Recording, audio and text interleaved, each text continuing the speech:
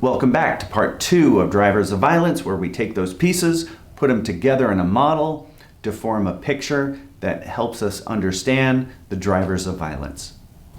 Most people use violence to get needs met. And in our society, we have a lot of needs. So we're going to use the model of Maslow's hierarchy of needs as a framework to understand what is driving people to violence.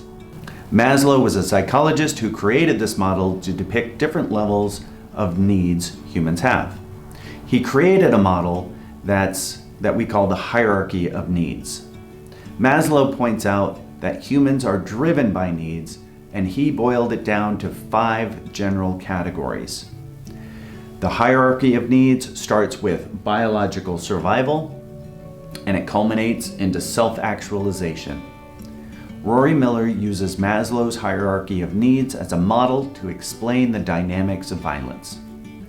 Maslow isn't hard science, and it's simply a model that we can use to frame a conversation and help us demystify violence.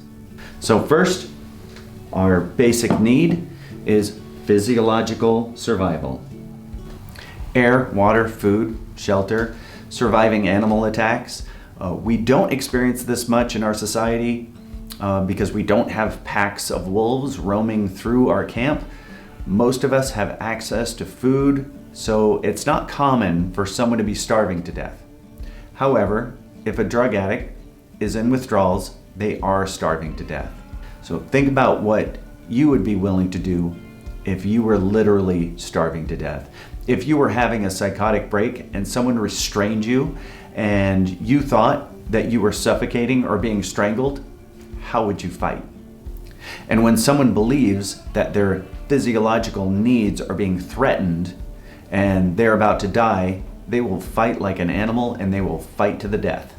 When our immediate physiological needs are met, we can focus on safety and security. That's the next level of need. Shelter, health, supplies. So let's say someone can't get their basic security needs met through normal, socially acceptable ways. Or maybe they're antisocial and criminal. Either way, they are in need and they are highly motivated and hunting for those basic needs. They are called resource predators, and they are hunting for supplies. They aren't looking for a fight. This isn't personal, it's business. You are standing in the way of what they need. To them, you're an ATM machine.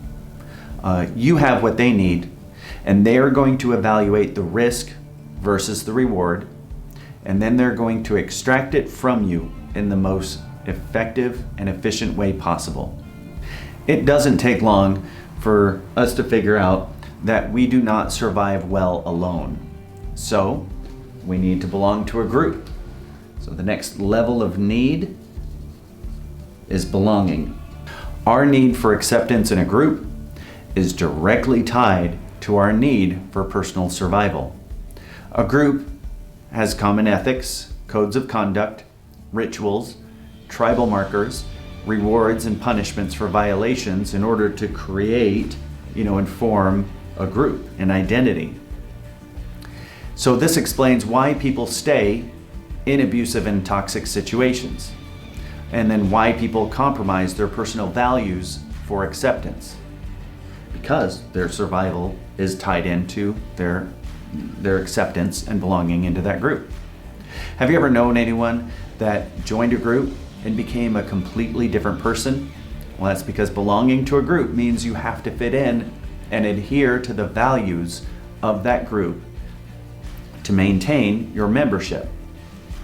People's identity can become so wrapped up and inseparable from the group, so leaving a group that brings you this level of security seems unthinkable. People are much more motivated by security than happiness. Being a part of a group can be a very good thing if it's a good group. But our need to belong can also make us very vulnerable, and people will use that need to get power over us. People will allow themselves to be abused just to cling to the security of belonging to a group. So we really need to be careful about the groups that we choose to be a part of and the relationships that we get ourselves in. Make sure that their ethics match our ethics. If their ethics are higher than ours, it can help us to level up if that's what we want. Or if it's a bad group, we might make compromises for the sake of belonging.